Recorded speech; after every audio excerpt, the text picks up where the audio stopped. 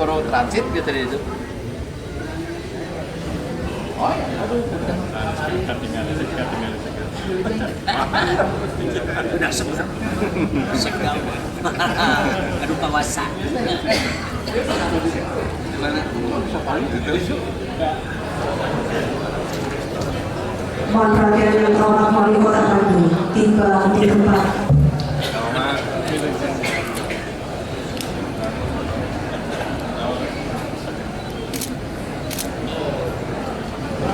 Mohon perhatian. Assalamualaikum warahmatullahi wabarakatuh. Penyelenggara disampaikan Bapak H. Maman Suparman SHMA. Assalamualaikum warahmatullahi wabarakatuh. Bapak Wali Kota Bandung, yang terhormat Bapak Wakil Wali Kota Bandung, pelaksanaan silaturahim ini mengambil tema jadikan Ramadan sebagai bulan keakraban dan meningkatkan takarrub kepada Allah Subhanahu wa Ta'ala. Pada kesempatan yang berbahagia ini, kami laporkan bahwa jumlah yang diundang dalam acara ini sebanyak 1.200 orang, terdiri dari 1 pengurus MUI Kota Bandung, 2 pengurus MUI Kecamatan Sekota Bandung, 3 pengurus cabang Nahdlatul Ulama Kota Bandung, pengurus daerah Muhammadiyah Kota Bandung, pengurus daerah Persatuan Islam Kota Bandung, pimpinan Ormas Islam yang tergabung dalam forum silaturahmi Ormas Islam Kota Bandung, para alim ulama dan pimpinan pondok pesantren Kota Bandung, para dewan hakim dan pengurus LPTQ Kota Bandung. Wassalamualaikum warahmatullahi wabarakatuh. Bapak-bapak di pengurus MUI, marilah kita berusaha untuk selalu hidup bersama umat. Jangan meninggalkan umat dan jangan sampai terjadi ditinggalkan oleh umat. Musibah bagi ulama itu adalah kalau sudah meninggalkan umat dan ditinggalkan oleh umat. Kita harus terus bersama umat. Jangan sampai umat kehilangan kepada siapa saya mengeluh. Jangan sampai umat kehilangan kepada siapa saya menyampaikan keinginan, keluhan, atau juga pertanyaan. Ini barangkali menjadi pegangan kita bersama. Dan Ramadan sekarang adalah mudah-mudahan merupakan membangun kembali semangat kita untuk terus bersama umat untuk membangun kota Bandung ini. Wassalamualaikum warahmatullahi wabarakatuh. Arahan Wali Kota Bandung yang terhormat Bapak Ridwan Kamil, kami persilakan.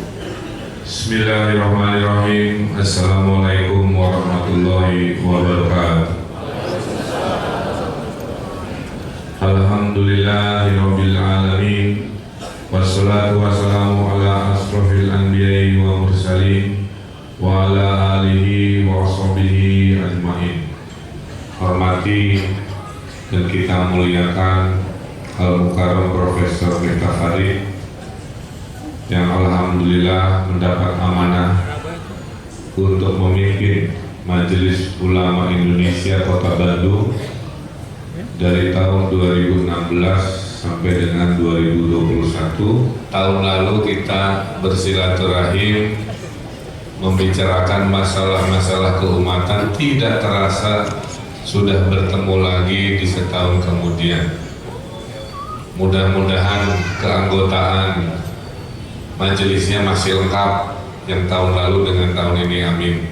Dan kita doakan kita diberi panjang umur untuk bertemu lagi di silaturahmi yang sama di tahun depan, amin ya rabbal alamin. Bapak Ibu yang saya hormati, saya ingin menyampaikan 2 hal. Yang pertama, berita-berita baik. Yang kedua, tantangan-tantangan yang masih kami butuhkan untuk dibantu oleh para ulama. Berita yang pertama, ya ini introspeksi kita. Di dunia ini dilakukan survei, Pak. di negara-negara manakah yang paling islami sedunia? Dan beritanya sangat mengejutkan, negara paling islami di dunia adalah Selandia Baru. Ya, negeri yang mayoritasnya bukan umat Islam.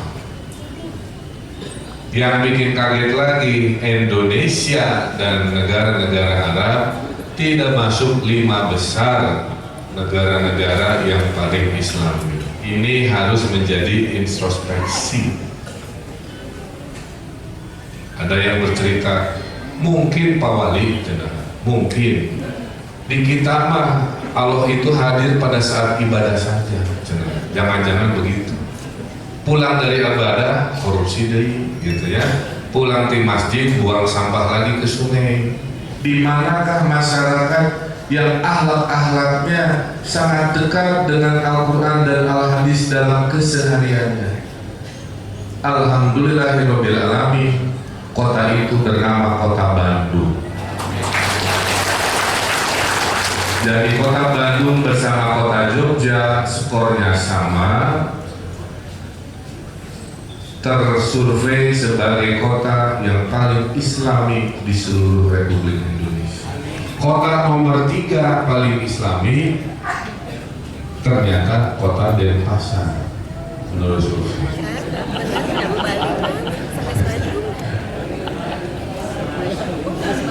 Jadi di luar 3 kota itu yang mengaku kota yang nyantri dan macam-macam ya juga harus introspeksi kira-kira. Jadi kesimpulan kita hari ini, saya menghimbau para ulama yang hadir, mari dalam ceramah-ceramahnya, dalam nasihat-nasihatnya, kita seimbangkan nasihat yang menguatkan kesolehan pribadi, hablum minallahnya, dengan keseimbangan nasihat-nasihat yang sifatnya akhlak perilaku yang hablum minannasnya baik, dan juga hablum minal alam dan gitunya kepada lingkungannya. Ya, maksudnya begitu ya. Dalam teori manajemen modern Pak, ada nama teorinya dalam bahasa Inggris disebut Blue Ocean Strategy. Blue itu biru, ocean itu samudra. Jadi strategi samudra biru. Apa itu strategi samudra biru? Saking luasnya samudra, setiap riak-riak yang aneh-aneh tetap hilang oleh kebiruan samudra. Artinya Kota Bandung dengan strategi Blue Ocean ini terus berupaya dengan inovasi-inovasi keislaman, tidak boleh berlengah, sehingga kalau ada hal-hal yang mengganggu kondusivitas beragama tetap akan kalah oleh Blue Ocean, akan kalah oleh kekuatan kondusivitas keislaman yang sudah kita perlihatkan hari ini. Nah, saya sedikit menyinggung Pancasila karena kemarin ada peristiwa bersejarah Pak. Di tanggal 1 Juni hari Rabu kemarin di Gedung Merdeka dideklarasikan oleh Presiden Jokowi sebagai Hari Pancasila menjadi hari libur nasional. Jadi kalau ada sekarang Pak pihak-pihak yang membuat suasana batin warga Bandung untuk menjauhi agama, itu yang harus kita lawan sama-sama. Karena sudah hakikatnya, takdirnya kita ini negeri yang beragama. Makanya sila nomor 1-nya tentang ketuhanan, tauhid. Semua juga bermuara. Tapi ulama ini bilang, karena Anda beruntung bisa mengemas perbedaan-perbedaan ini dalam sebuah wadah yang dinamakan Pancasila. Kita tidak boleh mempertentangkan. Bagi saya, Pancasila itu adalah ayat-ayat dalam bahasa Indonesia. Kira-kira begitu. 1 tentang tauhid, 2 tentang kemanusiaan, 3 tentang ukhuwah, 4 tentang musyawarah, 5 tentang keadilan. Kan semuanya itu nilai-nilai Quran. Hanya dibahasakan aja dalam bahasa Quran. Maka kita harus punya cara Islam yang ramah bukan Islam yang marah, ya kan? Sampaikan dakwahnya itu dengan keramahan, bukan menyampaikan dakwah dengan kemarahan. Itu ciri orang Bandung, ciri ulama-ulama yang udara dari gunung, kira-kira. Nah, saya titip kembali lagi, kalau ada yang ekstrim-ekstrim, kita ngobrol, kita dialog. Sebenci-bencinya kita pada sesuatu, setidak suka tidak sukanya kita pada seseorang, jangan sampai kita tidak berlaku adil. Itu Al-Maidah ayat 8. Nah, ini yang terjadi di Indonesia. Kamu A, saya B, saya hitam, kamu putih. Masih A begitu. Justru yang dibutuhkan itu dialog. Kita dialog, dia kunut, dia tidak kunutnya, ngobrol, dialog kira-kira. Kan begitu. Ya Cina hidup, ya Cina bodas, ngobrol, tidak menjadi masalah kan. Yang jadi masalah Bapak Ibu bukan kita. Yang jadi masalah adalah anak-anak kita yang sekarang pegang HP, Pak. Kalau bapak-bapak saya tahu pegang HP-nya paling hanya SMS dan telepon, seperti ibu saya kan begitu. Tapi anak-anak kita itu HP adalah segalanya. Nonton film di situ, Pak. Nonton TV di situ, nyari berita di situ tidak difilter, lain sebagainya di situ. Kalau tidak diimbangi dengan nilai-nilai, maka anak-anak yang sedang mencari nilai akan terpengaruh oleh nilai-nilai yang hadir dari yang namanya HP. Kita tidak boleh kalah langkah. Kita harus lebih cerdas terhadap hal-hal begini. Teknologi tidak bisa dilarang, Bapak Ibu, tapi kita harus lebih cerdas. Itulah kenapa kami menggelar program Maghrib Mengaji. Alhamdulillah sambutannya baik. 2.000-an masjid sudah bergabung dalam gerakan Maghrib Mengaji. Nanti kodenya ada stiker, Pak. Ya, Pak Kabak tolong bagian dulu. Di dalamnya 75% tadarus, 25% pendidikan akhlak. Sehingga saya sudah perintahkan, mohon diperkuat oleh Pak Sekda, kalau bisa tidak boleh ada warnet yang buka dari maghrib sampai isya. Dihimbau, karena biasanya anak-anak larinya ke sana, dan kita nggak bisa kontrol. Kita himbau. Dan banyak hal-hal yang bisa saya perlihatkan pada Republik ini melalui program di Bandung.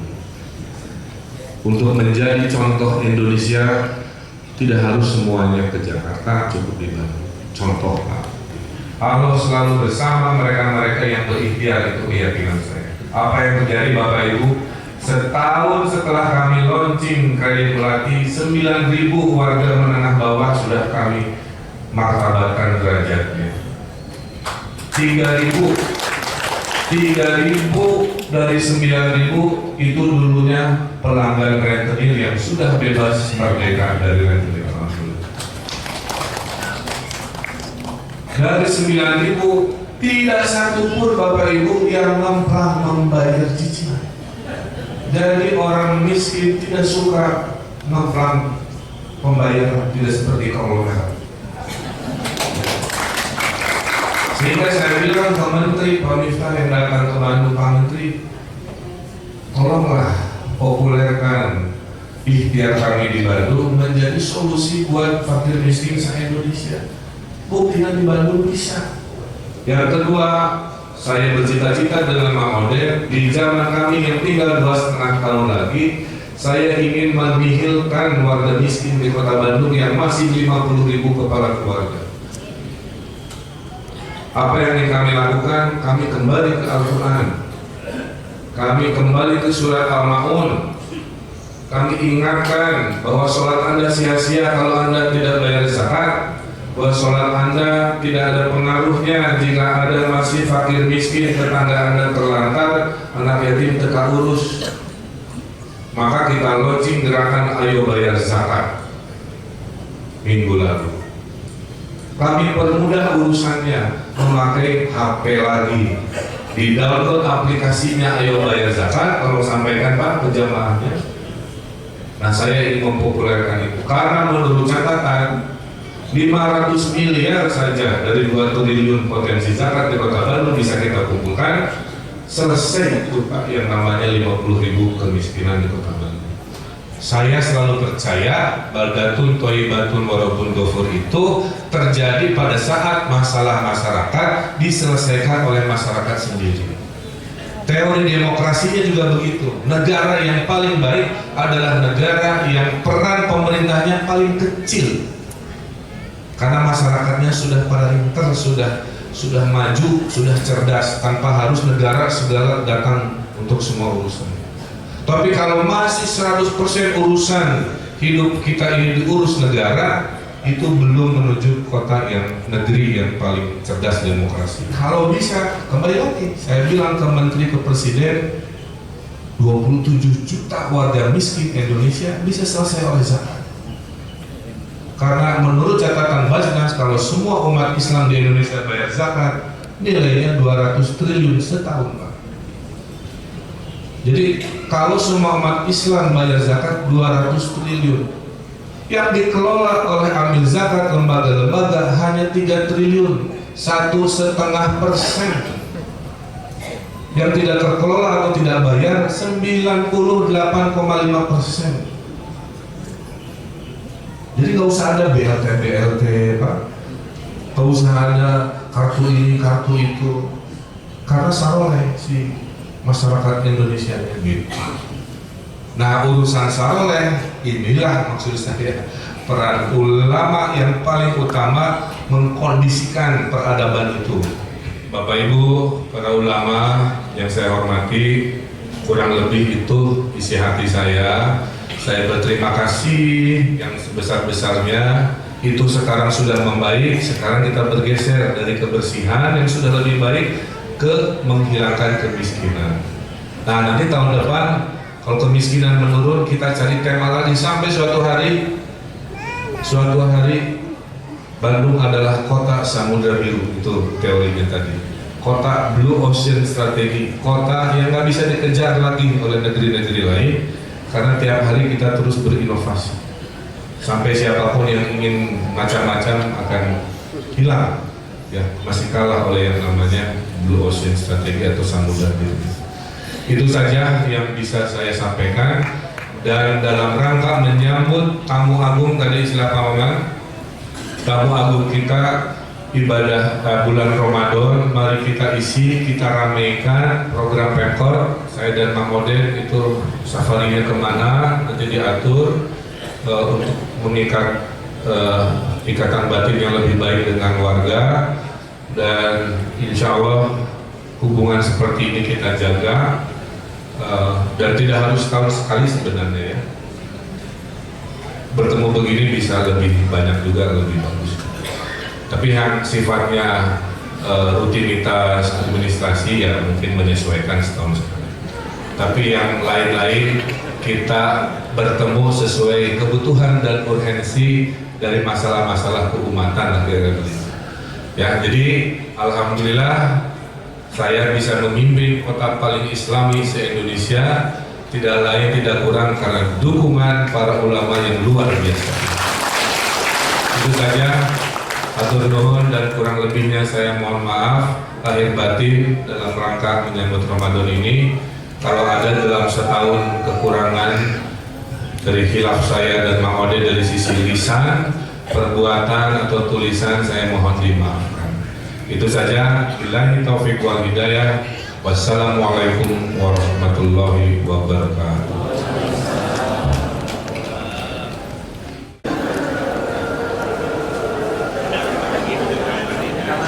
Selanjutnya kami mohon perhatian kepada pemilik Kijang Innova dengan nomor polisi D128 9KG